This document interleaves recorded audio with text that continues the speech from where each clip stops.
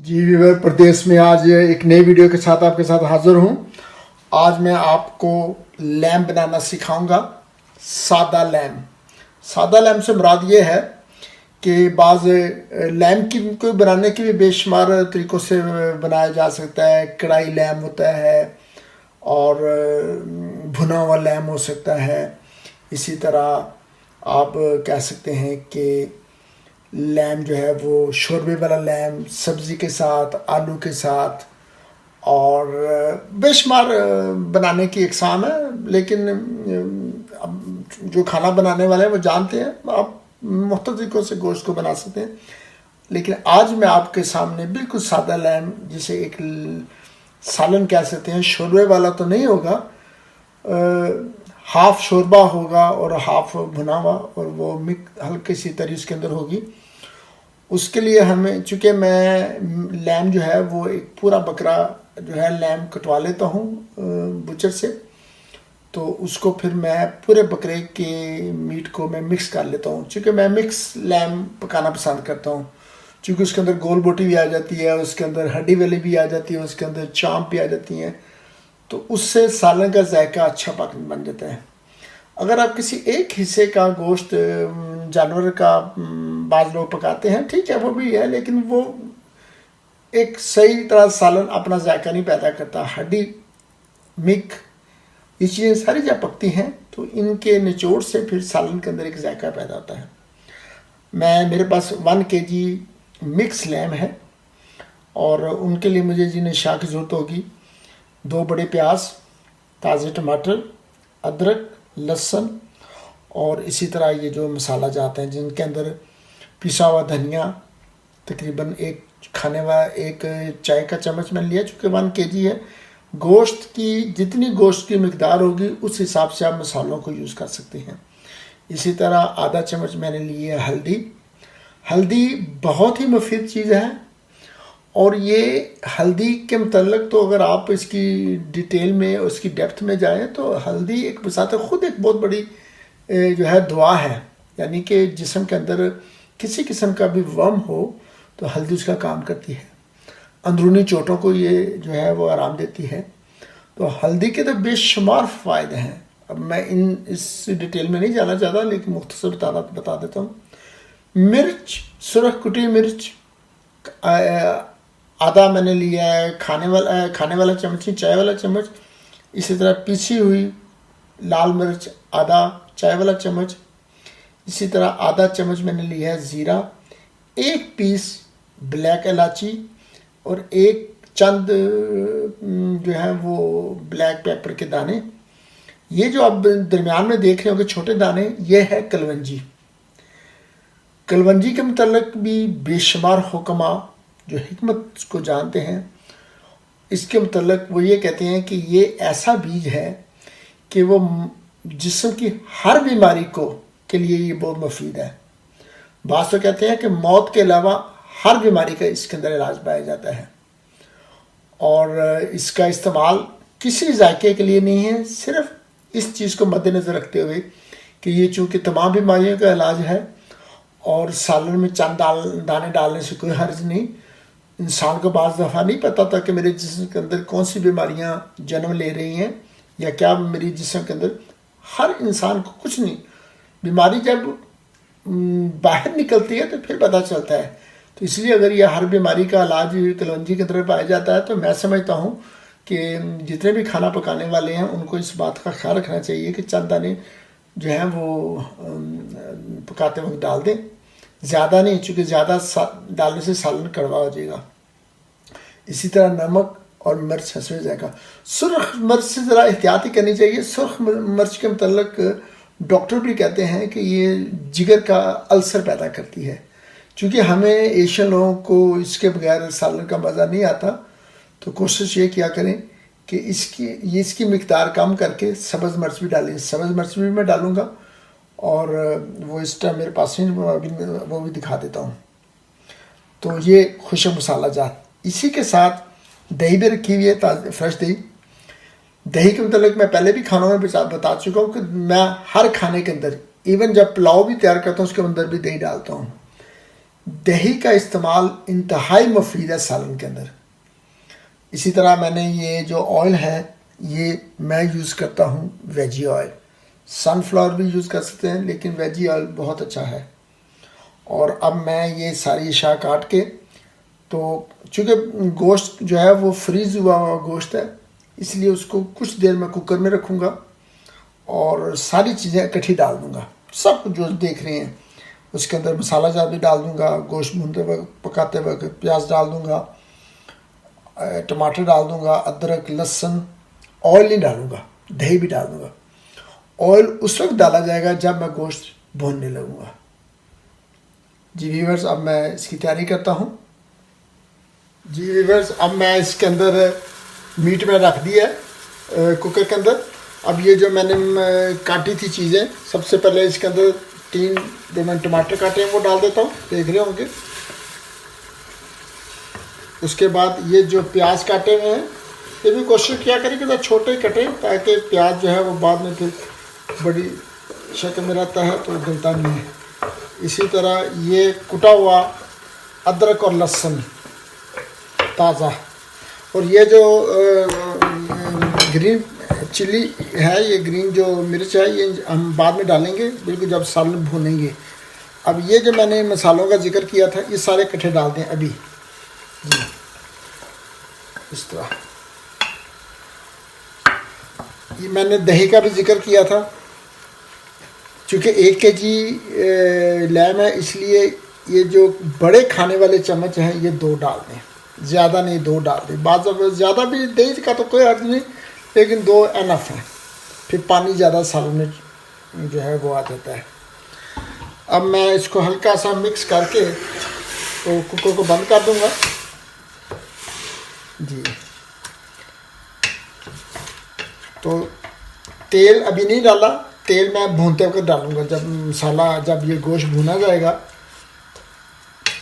इसके अंदर तकरीबन आपने पानी जो है वो आप आधा गिलास, जो आम गिलास पीने वाला पानी होता है वो आधा डाल दें, ज़्यादा नहीं। फिर पानी जो है वो चूँकि टमाटर भी है वो भी पानी छोड़ेगा, प्याज भी है वो भी छोड़ेंगे, दही डाली गई है वो भी पानी छोड़ेंगे, तो इस तरह फिर पानी ज़्यादा हो जाता है।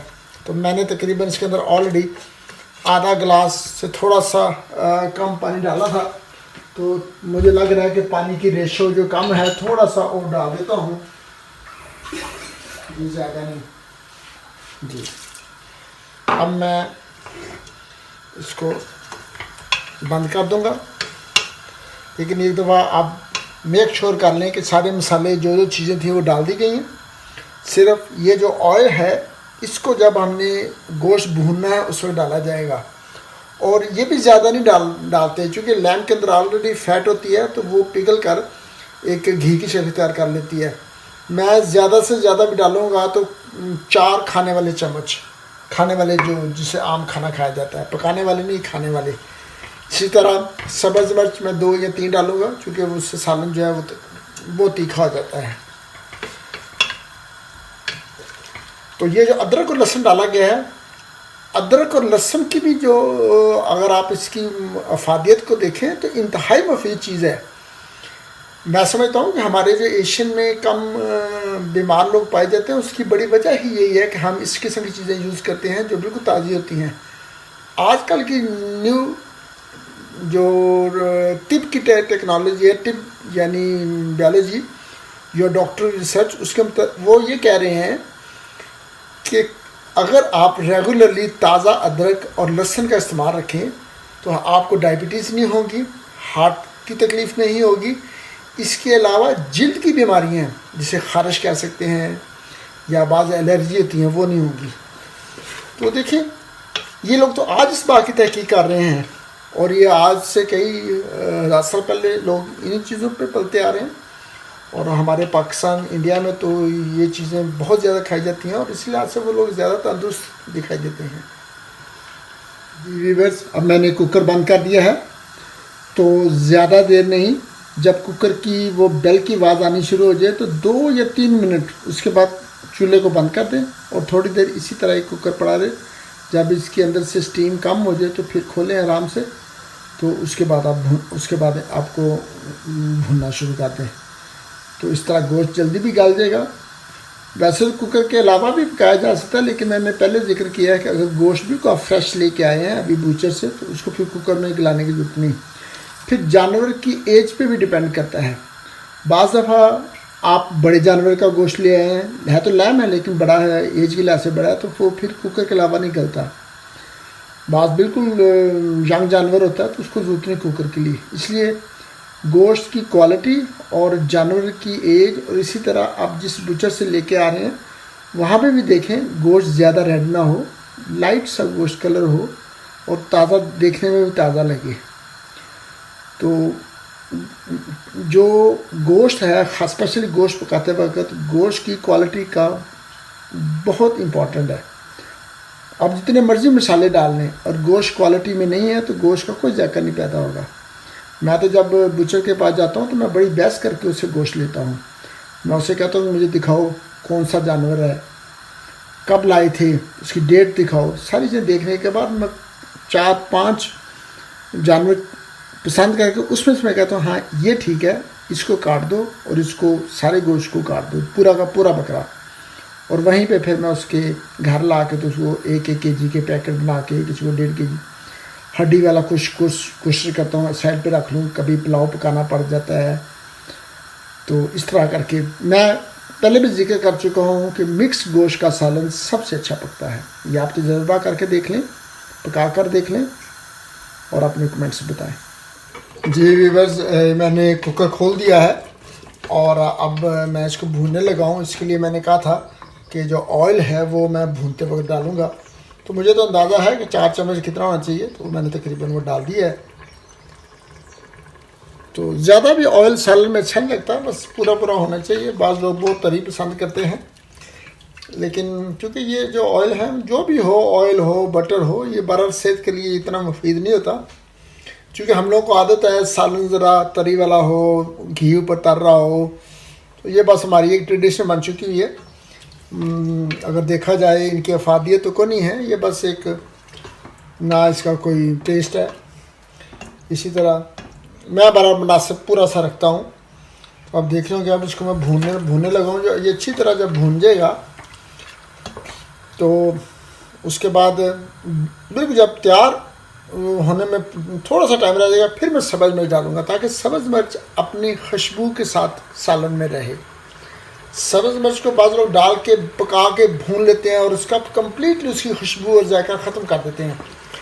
सब्ज़ मिर्च बिल्कुल आखिर पे, जब आपने सालन 2 मिनट से पहले उतारने से पहले डाल दें।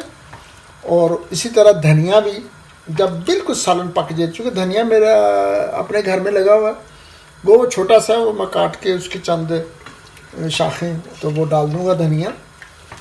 धनिया भी खुशबू के लिए होता है और सब्ज़ मिर्च जो है वो सालन के अंदर अपनी खुशबू के साथ अच्छी लगती है।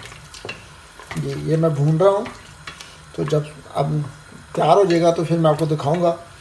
और इस तरह का सालन जो है मैं तो उसको पसंद करता हूँ या नान हो या फुलके हों, तो मैं इसको नान के साथ खाऊंगा। इससे जो पहली वीडियो है वो मैं जो डाउनलोड की थी, वो एक बड़ा छोटा सा सफ़र मैंने किया था जर्नी का। तो वहाँ पे मैं अपने ससुर जो थे वो उनको अचानक बीमार हो गए और उनको देखने के लिए उनको गया था, मैं और मेरी वाइफ। तो जब मैं उनको देखने के बाद, उनको मिलने के बाद वापस लंदन पहुंचा हूं, तो अगले दिन मुझे न्यूज़ मिली, वेरी सैड न्यूज़, कि ही इज़ पास्ड अवे। तो इन्ना लिल्लाहि व इन्ना इलैहि राजिऊन, अल्लाह ताला उनके दर्जात बुलंद करे। बड़ा तकलीफ़ हुई और अल्लाह ताला उनको जन्नतुल फिरदौस में आला मुकाम दे। बस ये है इंसानी ज़िंदगी। इंसान बहुत कुछ बातें सोचता है, मैं ये करूँगा, मैं वो करूँगा, लेकिन किसी को कुछ पता नहीं कि अगला मिनट उसके लिए है या नहीं है। इसलिए हमेशा बहैसियत इंसान, मैं तो यही कहूँगा कि वो हर वक्त अच्छाई की तरफ ही देखे और हर एक ज़ाती उनको भूलते हुए और प्यार मोहब्बत और जो कुछ इंसानियत के लिए वो इंसान दे सके वो देने की कोशिश करें। किसी को उसके कुछ पता नहीं, कोई ये नहीं कह सकता कि मैंने 80 साल जीना है, मैंने 70 साल जीना। अभी रिसेंटली 70 ईयर्स ओल्ड हुए थे, लेकिन फिज़िकली बड़े अच्छे। उन्होंने अपनी पूरी लाइफ बहुत अच्छी गुजारी, बहुत डिसेंट, बहुत ही जो पर्सनैलिटी थी उनकी हर लिहाज से।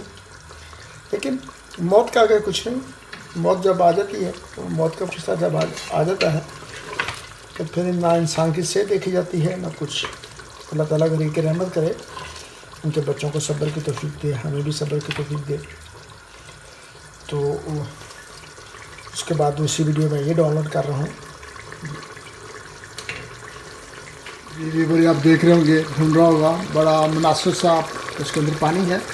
तो 2 मिनट के अंदर जब ये पानी खुश्क हो जाएगा और ऑयल ऊपर आ जाएगा तो वो भुन जाएगा। फिर इंशाल्लाह इसके ऊपर मैं सब्ज़ मिर्च और धनिए का हल्का सा डाल के तो फिर मैं दम पे रख दूँगा। तो इस तरह सालन जो है वो गोश्त जो है वो तैयार। थोड़ा सा पानी भी डालूँगा लेकिन ज़्यादा नहीं।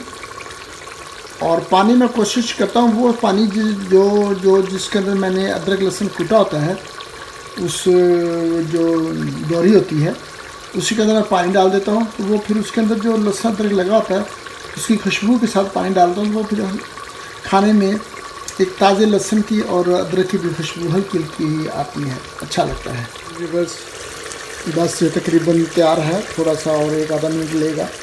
अब जब बड़ी ही प्यारी खुशबू आ रही है, और मैंने कहा था कि ये भुनना ऐसा गोश्त है कि जैसे आप कढ़ाई कह सकते हैं, सालन नुमा, लेकिन हल्की सी तरी के साथ। तो इसको जो है बस खाने का जो है वो नान के साथ, मैं तो नान के साथ पसंद करता हूँ। तो उम्मीद है व्यूअर्स आपको ये वीडियो पसंद आई होगी।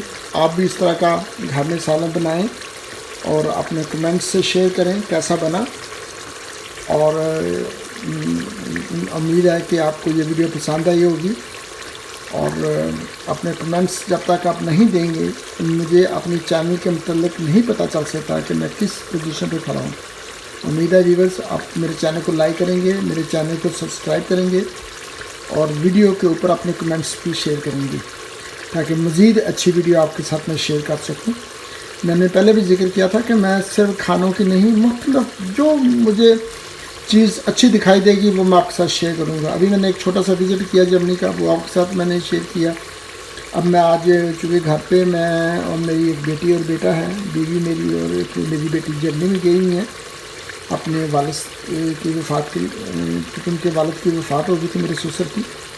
इसलिए मैंने बस हल्का सा सालन बनाना था, वो बना के मैंने कहा चलें इसकी वीडियो भी अपने व्यूवर्स का शेयर कर लूँ। जी व्यूवर्स अपना ख़ास ख्याल रखें और मुझे भी अपनी दुआ में याद रखें। अल्लाह ताला आप सबके हिफ्ज़ ईमान में रखे। फ़ी अमान अल्लाह। और एक नई वीडियो के साथ दोबारा हाज़िर होऊंगा परदेस में।